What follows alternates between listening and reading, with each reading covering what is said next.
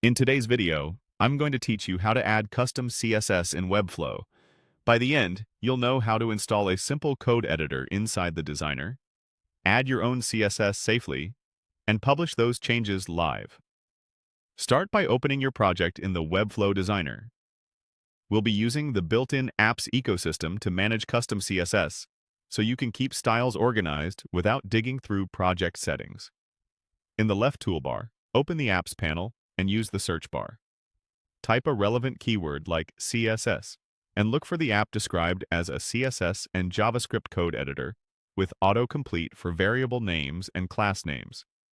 That's the one we want because it helps you write accurate selectors based on your site's classes.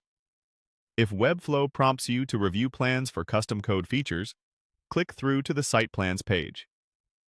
Take a moment to compare the basic plan and the CMS plan.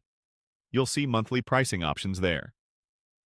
Some custom code placements in Webflow, like adding code site-wide in the head or before the body, require a paid site plan.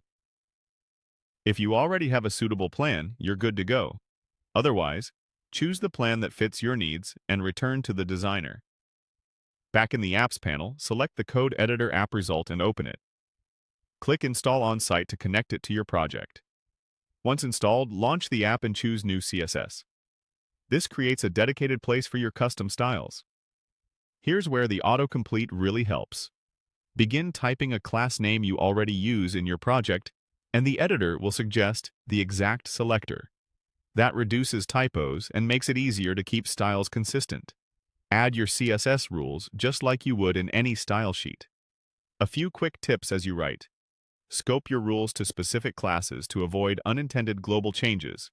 Resist using important unless you absolutely need to override a stubborn style.